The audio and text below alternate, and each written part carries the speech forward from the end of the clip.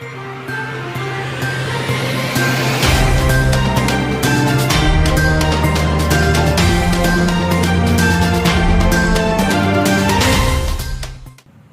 नागरिक संहिता यूसीसी कानून पर बोली भाजपा अल्पसंख्यक मोर्चा के राष्ट्रीय अध्यक्ष जमाल सिद्दीकी ने कहा, यूसीसी जल्द लागू होना चाहिए।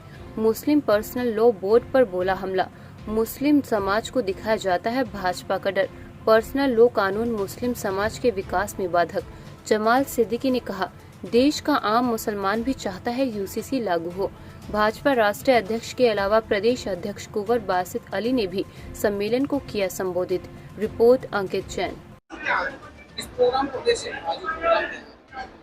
प्रधानमंत्री श्री नरेंद्र मोदी जी के सेवा, सुशासन और गरीब कल्याण को 9 साल पूरे हो रहे हैं।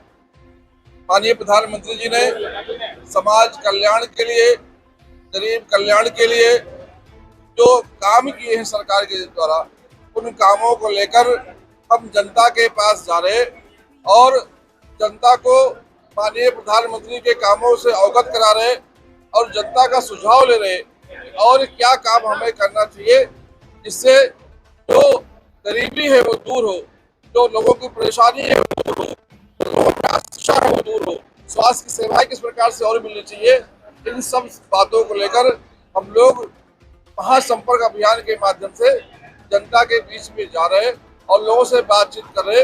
इसी कड़ी में हम लोग आज यहाँ पर मुस्लिम समाज को, जैसा कि आपने देखा होगा कि प्रधानमंत्री श्री नरेंद्र मोदी जी और माननीय मुख्यमंत्री श्री योगी आदित्यनाथ जी ने सबको साथ लेकर सबको विकास के रास्ते पर ले जाने का काम किया है।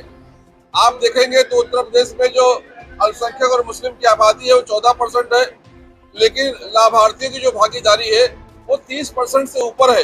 एक तरफ सपा बसपा जो अपने आप को मुसलमानों की पार्टी कहती थी, लेकिन आप देखेंगे तो सपा में कभी भी मुस्लिम समाज को आगे ले जाने का काम नहीं किया गया।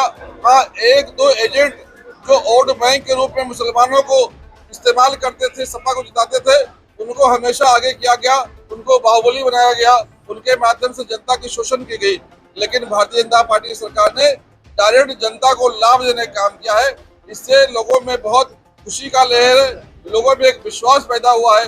उसी का नतीजा है कि अभी जो स्थानीय निकाय चुनाव हुए उसमें पूरे प्रदेश भर में 900 से अधिक पार्षद लोगों को टिकट दिया गया, 36 से ज्यादा चेयरमैनशिप का टिकट दिया गया और जो मेरे पास आंकड़े हैं 300 से ज्यादा पार्षद जीत कर आए।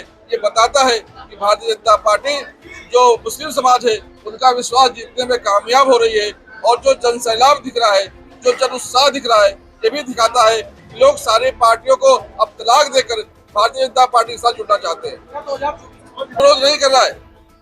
जिस प्रकार से धारा 370 कश्मीर में समाप्त हुआ तो कश्मीर के लोग चाहते थे समाप्त हो और उस समाप्त होने के बाद लोगों ने स्वागत किया, वैसे ही देश का मुसलमान चाहता है कि जो हम पर एक कलंक लग रहा है कि हमारे अपना एक लॉ है जबकि उसका कोई लॉ नहीं है, ना उसका कोई फायदा है, ये समाप्त होने के बाद मुस्लिम समाज भी पूरे भारत में स्वागत करेगा।